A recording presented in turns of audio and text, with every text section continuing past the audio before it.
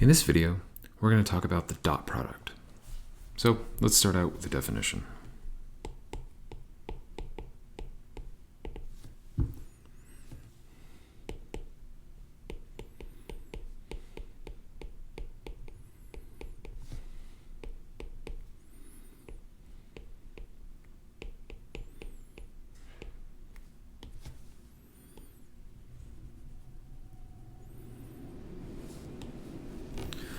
The dot product of two m-dimensional vectors u and v is defined to be the sum u1 v1 plus u2 v2 plus etc. plus um vm.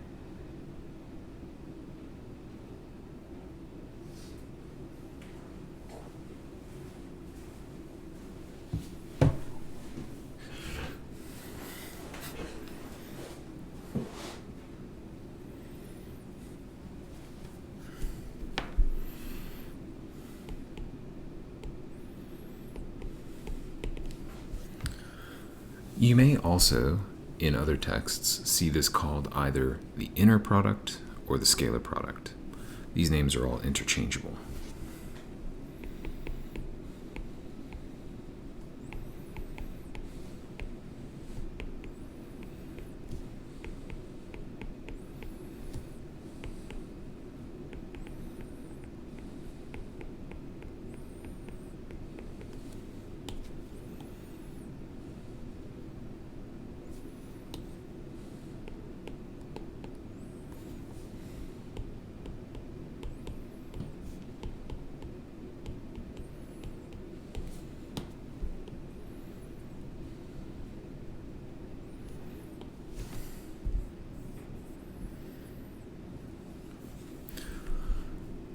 To see why the dot product is a useful object, we first need to understand some of the properties of this dot product.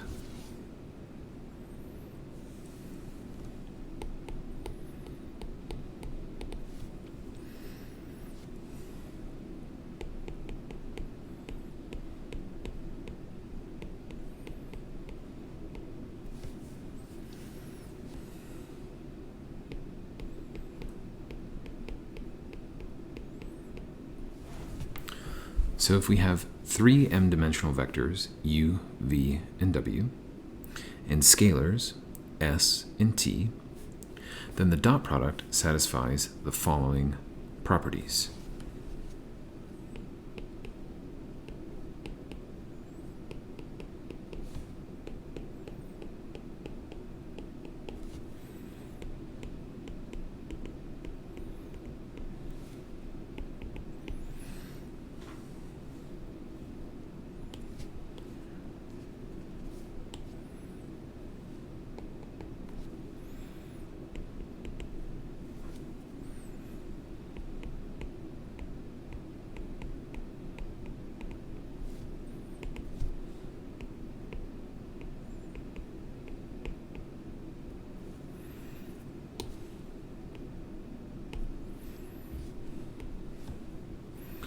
One, commutative. That means u dot v and v dot u are equal.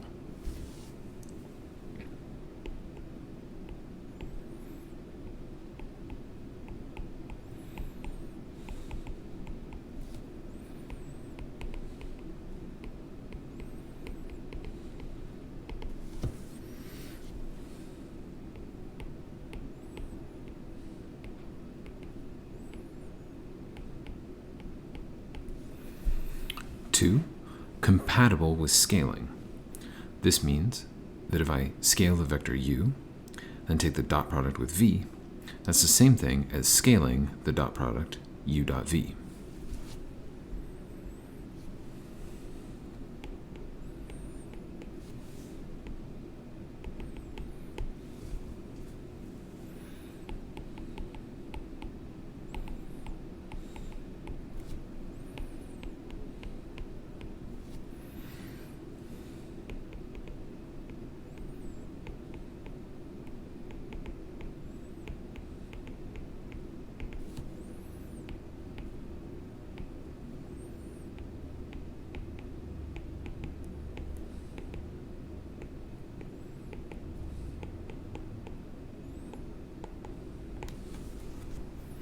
And 3, distributes across linear combinations.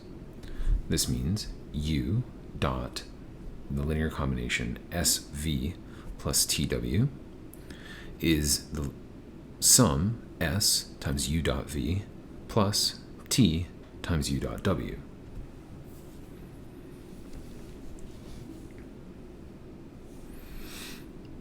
The proof of each of these is somewhat instructive, so we'll run through these real quick.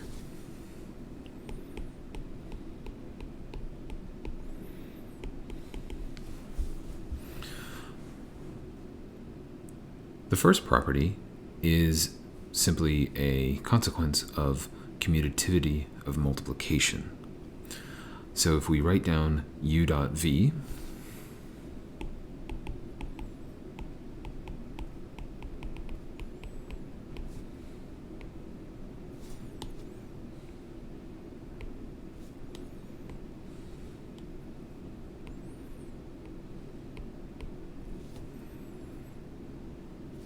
and then we switch the order of multiplication on each of the summands.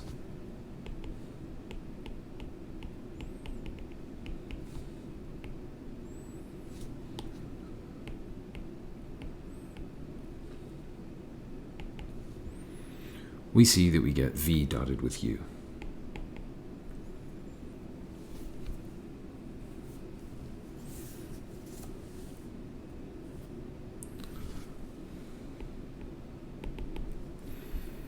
Compatibility with scaling is similar.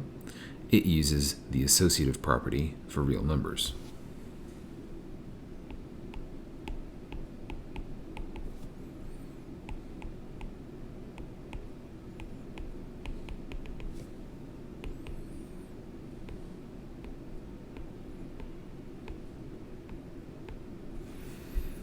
If we write down the dot product of SU with V, then we get the product of the components pairwise, SU1 times V1 plus dot dot dot plus SUM VM, and then we associate so that the U's and the V's are together, and we're left with S times U dot V.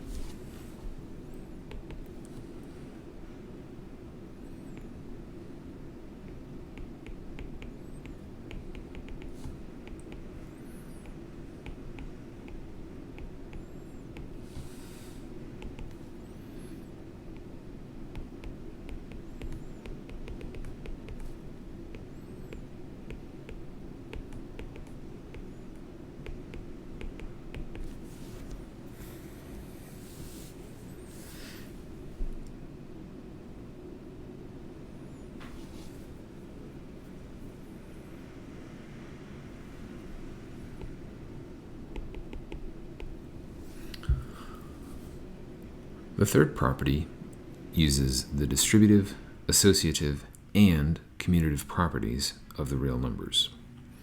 So if we take u and we dot it with the vector SV plus TW, we'll get u1 times SV1 plus TW1 plus, etc., plus um times SVM plus TWM.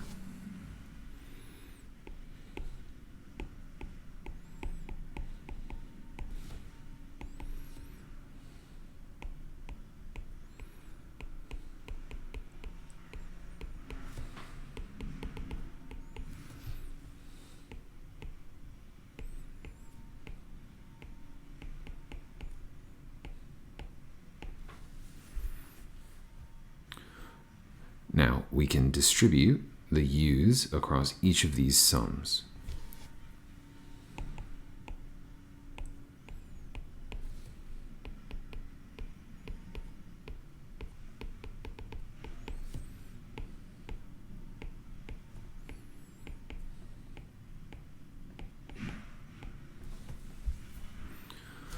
We can group together the terms with u's and v's, as well as the terms with u's and w's.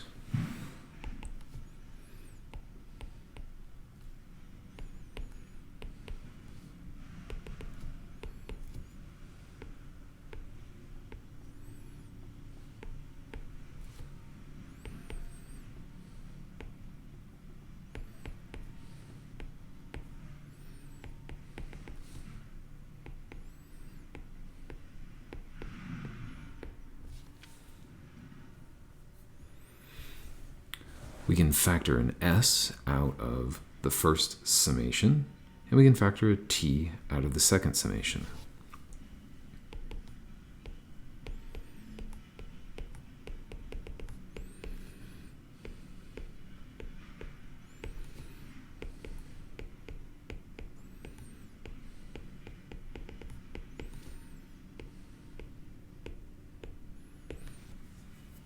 And now we recognize that the first summation is u dot v, and the second summation is u dot w.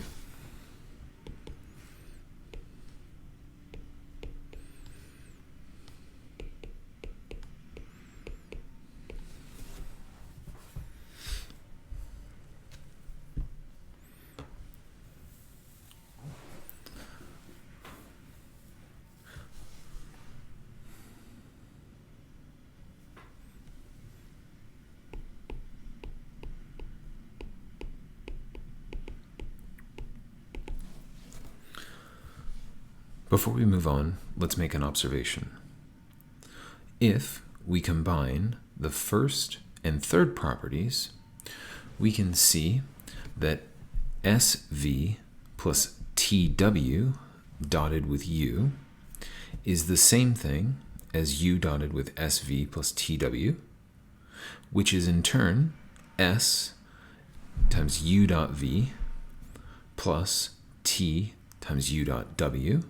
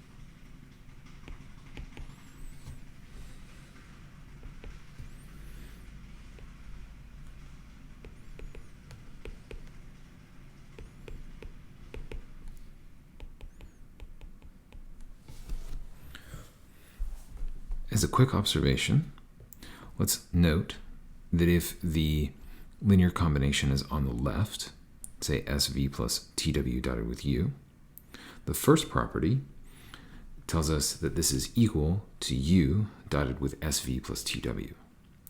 The third property tells us that we get S times U dot V plus T times U dot W. And switching the order, we see we get S times V dot U plus T times W dot U. This tells us, in general, that we can take the dot product of linear combinations the same way we multiply polynomials.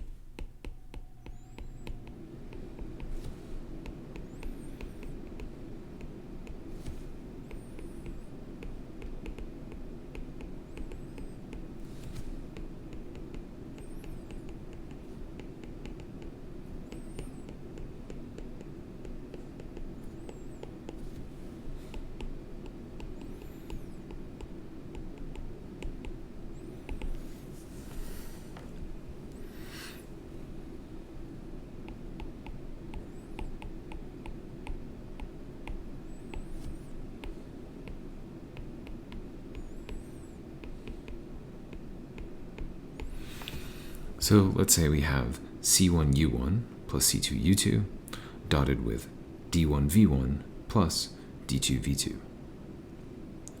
We can distribute the left vector over the addition on the right.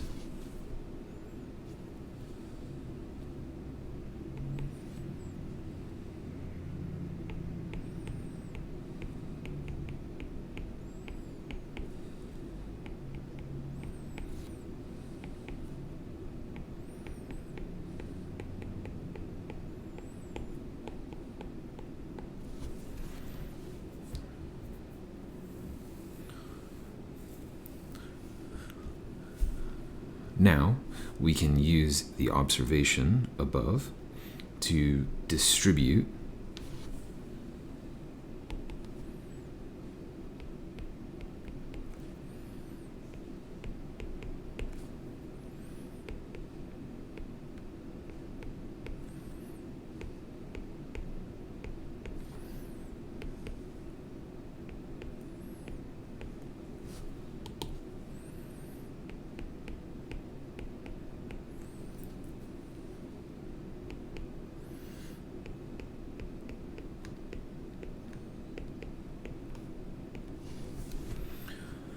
So we get C1D1 times U1 dotted with V1, C2 times D1 times U2 dotted with V1, plus C1 D2 times U1 dotted with V2, plus C2 D2 U2 dotted with V2.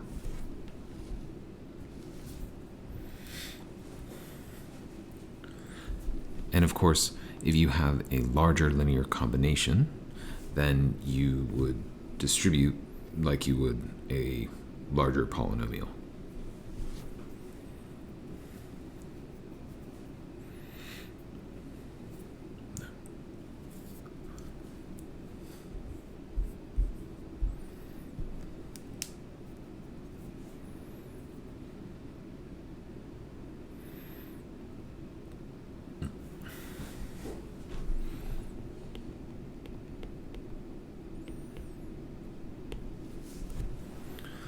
So now that we have the basics of the dot product under our belt, let's talk about some geometry.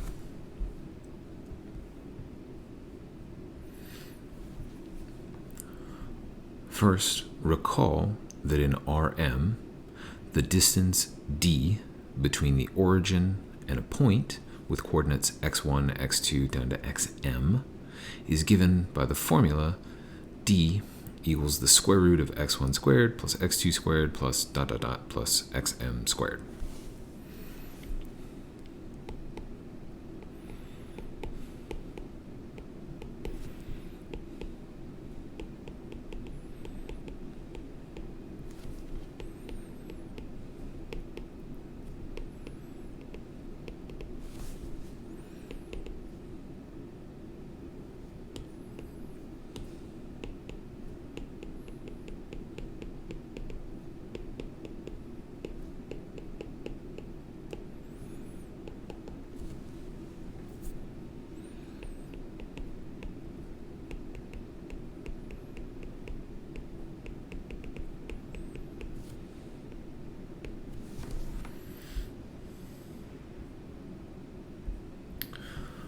So, of course, if we identify the vector v with the point, then this is the same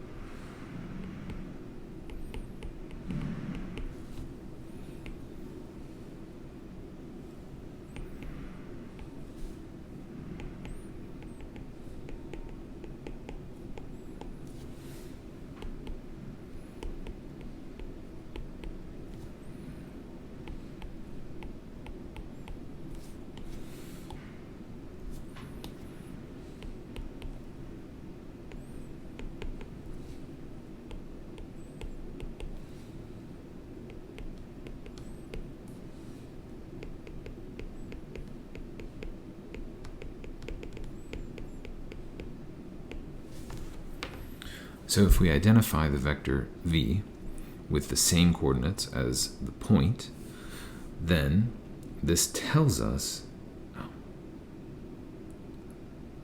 so if we identify the vector v with coordinates x1, x2 down to xm, which points from the origin to the point with the same coordinates,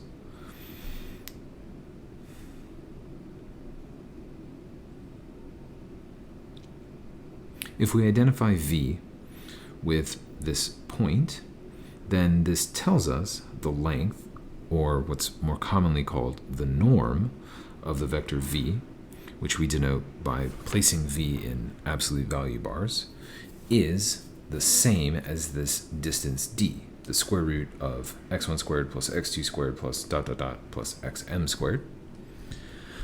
And we can recognize the sum under the square root as the dot product of v with itself.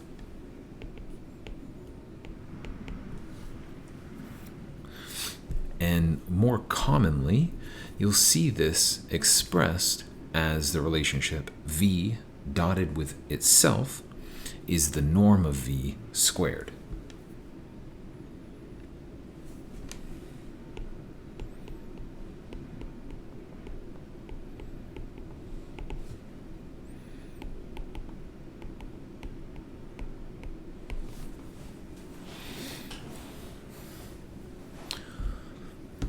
So this gives us some insight into the geometric content of the dot product.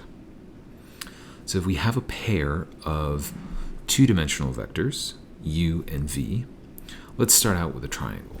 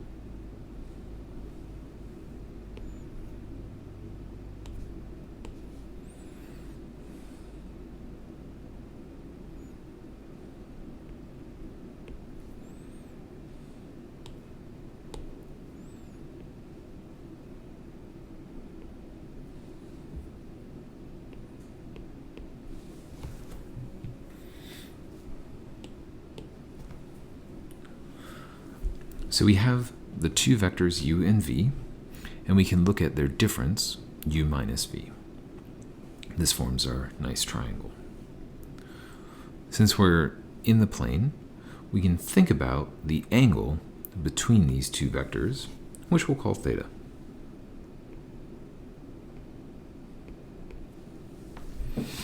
And as usual, our angle is measured counterclockwise. As usual, our angle is always measured counterclockwise, so it goes from v to u in the positive direction, and u to v would be the negative direction. If we dig back to a course on trigonometry, then we might recall the law of cosines. This will tell us that the square of the length of the vector u minus v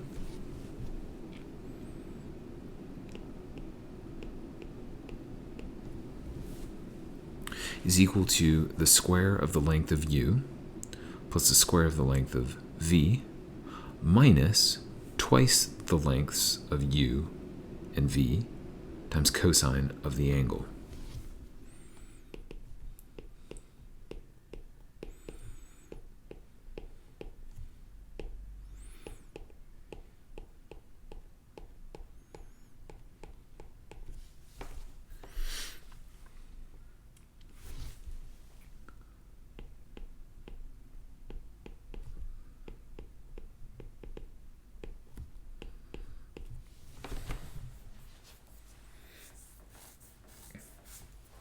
So, of course, you may be asking yourself, why are we talking about the law of cosines?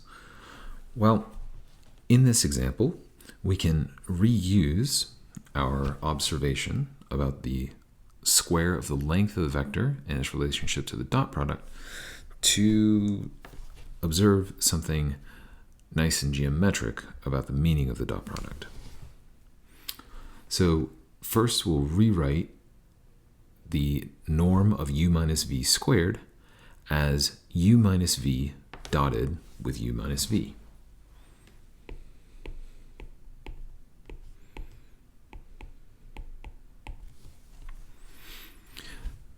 Now, just like when we were multiplying two polynomials, we can distribute the dot across.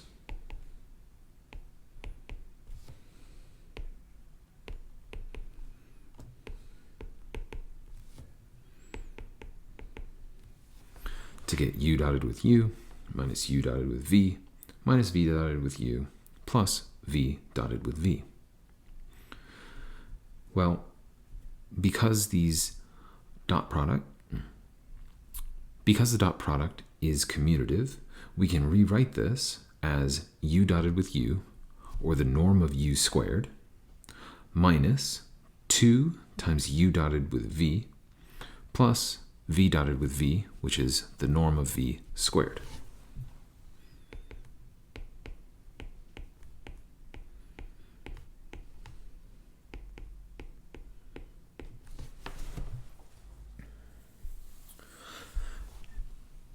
This gives us the left-hand side of the law of cosines above.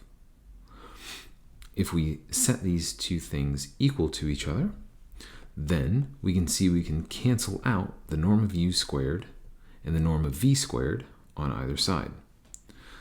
We're left with negative 2 u dotted with v minus the norm of u times the norm of v times cosine of theta.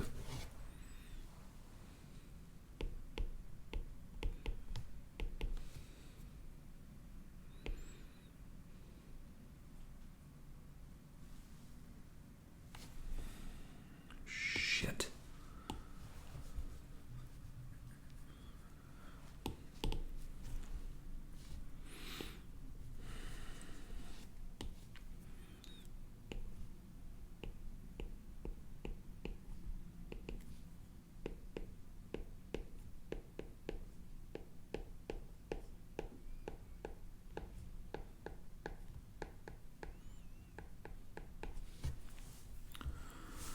So if we remember back to a course on trigonometry, the law of cosines tells us that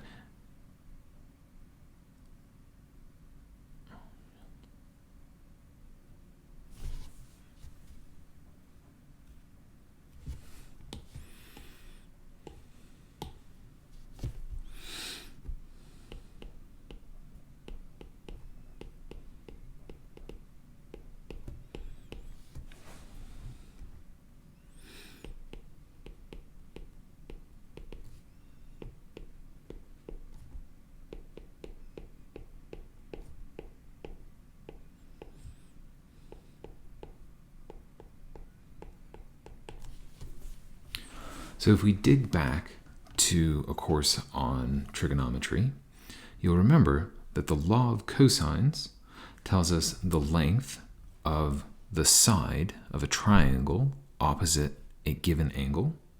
That's the norm of u minus v.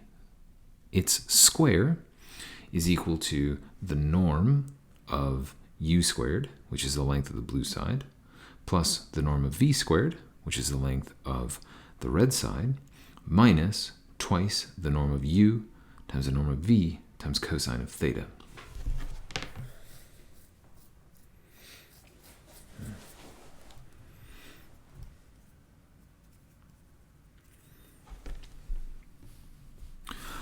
So if we dig back to a course on trigonometry, you'll recall that the law of cosines tells us that if we take the square of the green side length, that's the norm of u minus v squared, that's equal to the square of the blue length, that's the norm of u squared, plus the square of the red length, that's the norm of v squared, minus twice the length of the blue side, which is the norm of u, multiplied by the length of the red side, that's the norm of v, times cosine of our angle, theta. Using what we know about the square of the norm and the dot product, we can rewrite the left-hand side of this equation as u minus v dotted with u minus v.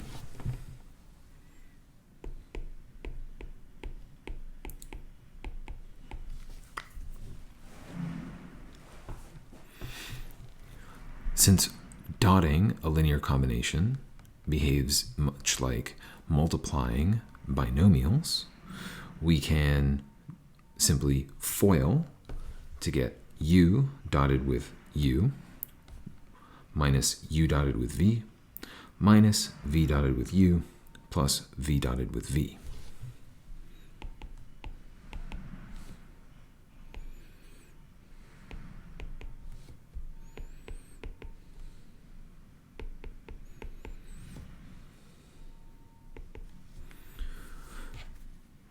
Since u dotted with v and v dotted with u are the same, we can rewrite this as the norm of u squared minus 2u dot v plus the norm of v squared.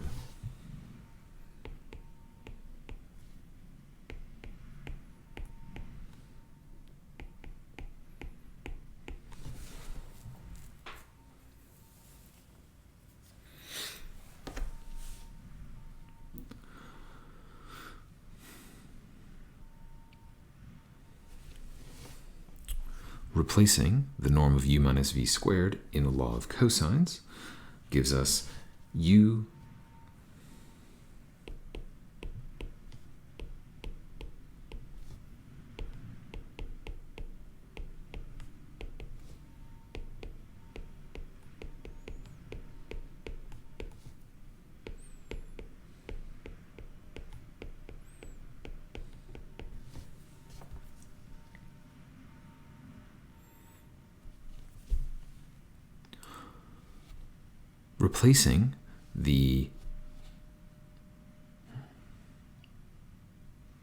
replacing the norm of u minus v squared in the law of cosines gives us the equation the norm of u squared minus twice u dotted with v plus the norm of v squared is equal to the norm of u squared plus the norm of v squared minus twice the norm of u times the norm of v times cosine of theta.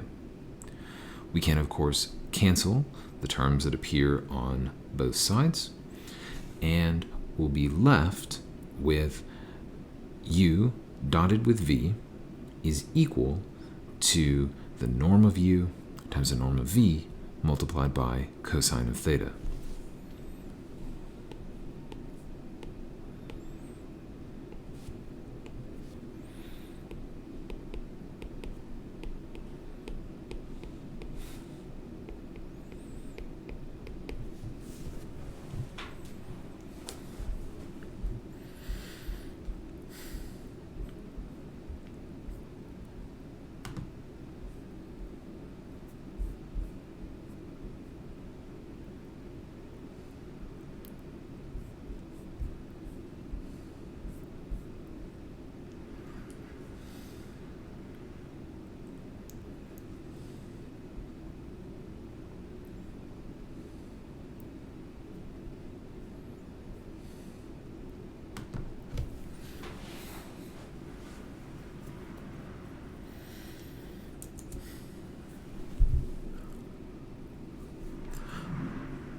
This provides us with a mechanism to measure the angle between two vectors.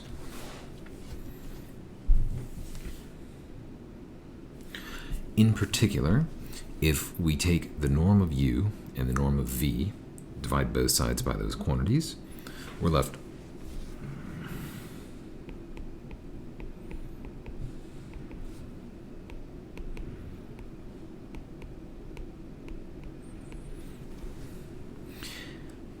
so we can see that cosine of theta is equal to u dot v divided by the norm of u multiplied by the norm of v. You can also think about this as u divided by the absolute value of u,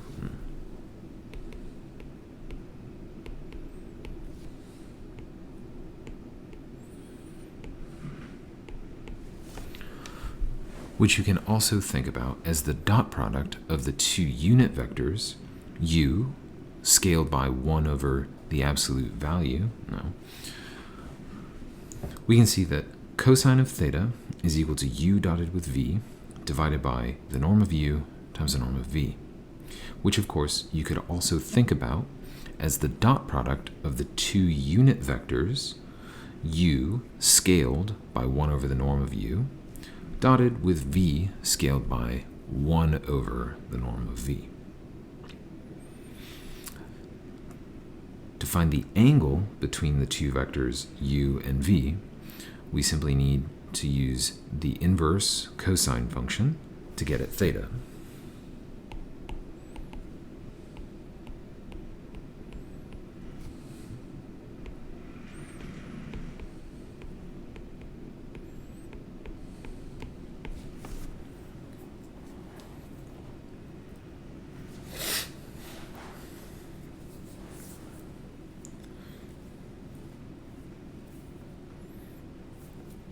Now I should mention that this works for vectors of any dimension. However, we're primarily going to concern ourselves with vectors of 2 dimensions because they're easier to visualize.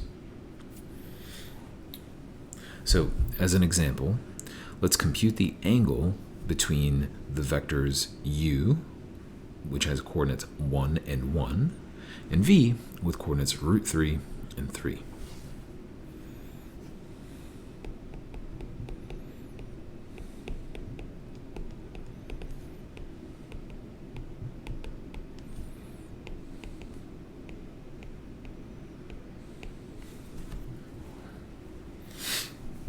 While we could simply plug the values for u and v into this equation above and hit that thing with arc cosine, it's not going to be particularly pretty to do so. So instead, we're going to think about these two vectors as making an angle with the x-axis. We'll measure the angle between the vector u and the x-axis, the vector v and the x-axis, and then we'll be able to take the difference between them.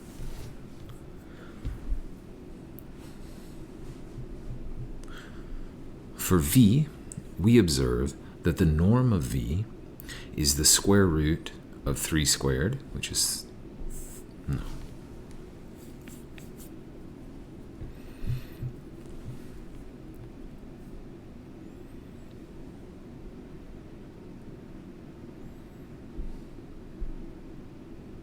Instead of blindly plugging these values into the formula above, we are going to find the angle each vector makes with the x-axis.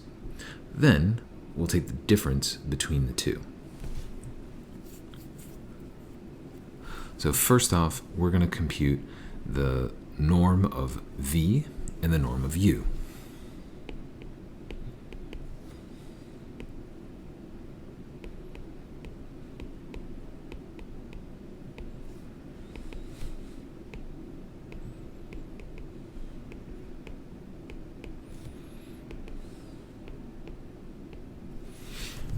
So the norm of v is the square root of 3 squared plus 3 squared which gives us 12, or twice the square root of 3. And the norm of u is the square root of 2.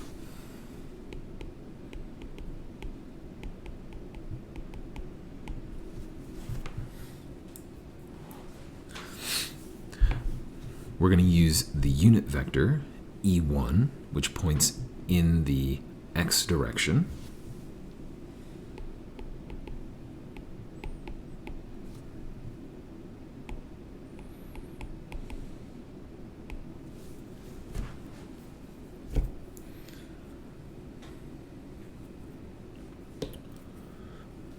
And we'll start off by computing the dot product of v with e1.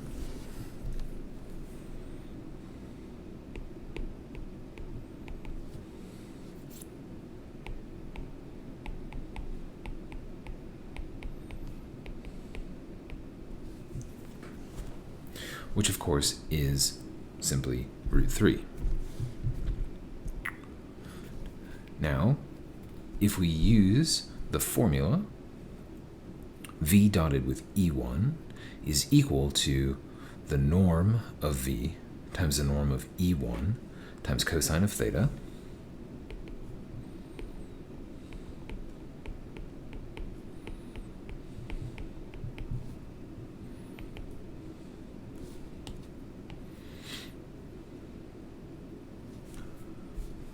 We can replace the norm of v with twice root 3 and the norm of e1 with 1.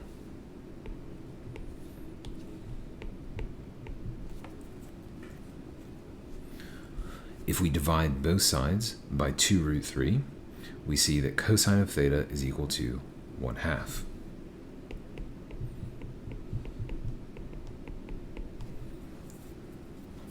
So this tells us that the angle between the x-axis and the vector v is pi over 3.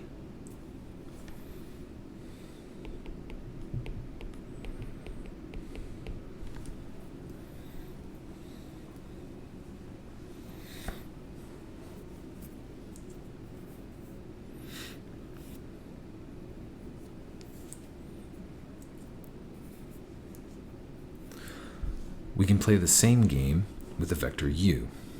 We'll compute u dotted with e1, and we'll get simply 1.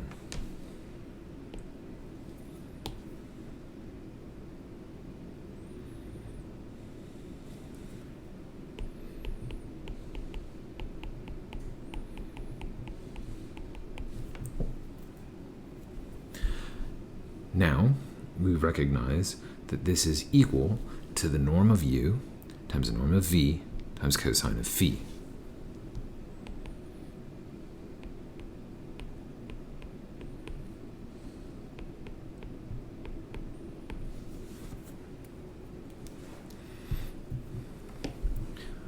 Which is equal to the norm of u, the norm of e1, cosine of phi.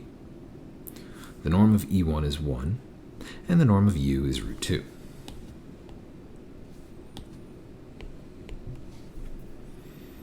Dividing both sides by root 2, and then rationalizing, we see that cosine of the angle phi is root 2 over 2.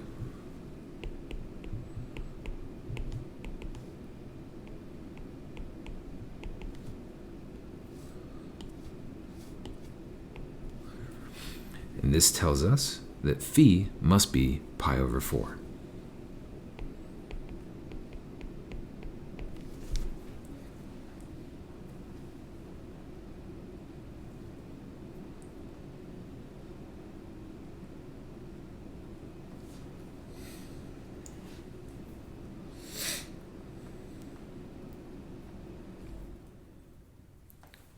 So now we can see the angle between the vector u and the vector v measured counterclockwise is pi over 3 minus pi over 4.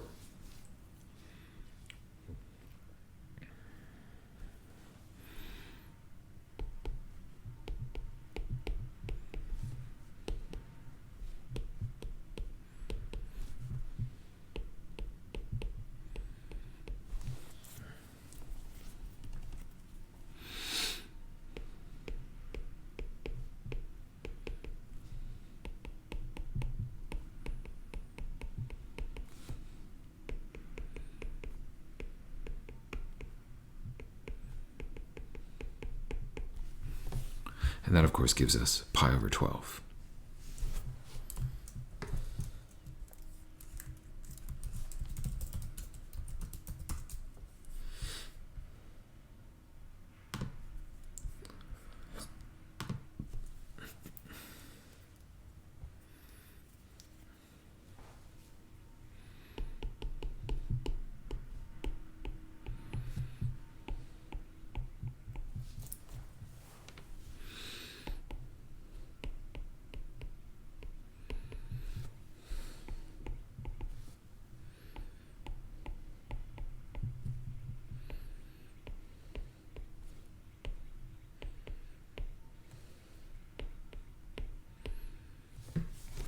So if we had simply used the formula, theta is equal to arc cosine of u dot v divided by the norm of u times the norm of v, then we would have come out with arc cosine of root 3 plus 3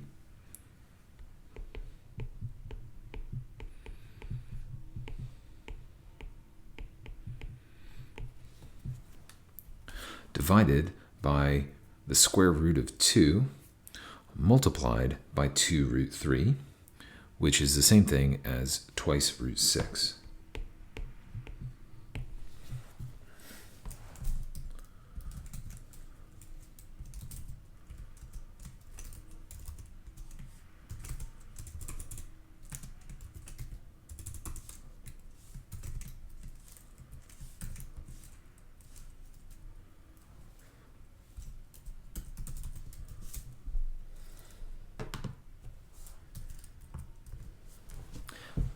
If you'd asked a calculator to compute this value for you, you would get something along the lines of 0.261799387799.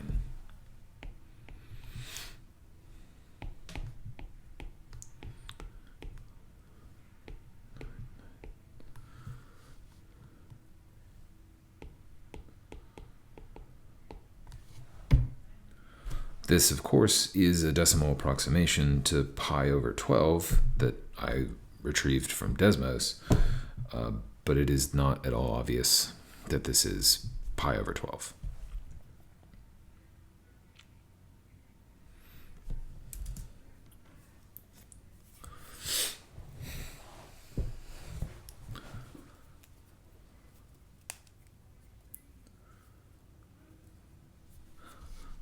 So the particularly important thing to note here is not how to compute.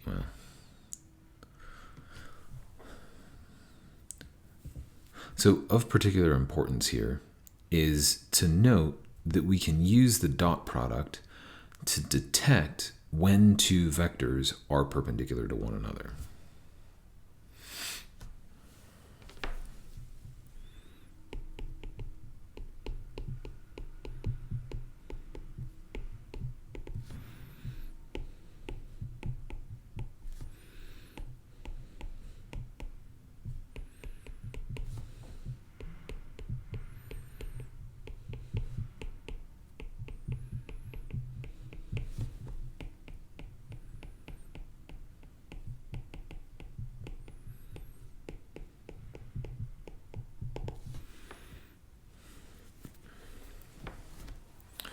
Namely, if two vectors are perpendicular to one another, the angle between them is pi over 2.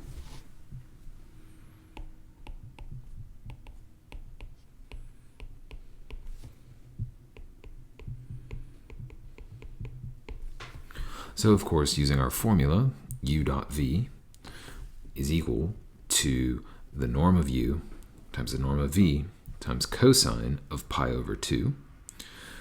Because cosine of pi over 2 is 0, we get simply 0. So, of course, we define two vectors, u and v, to be orthogonal if their dot product is equal to 0.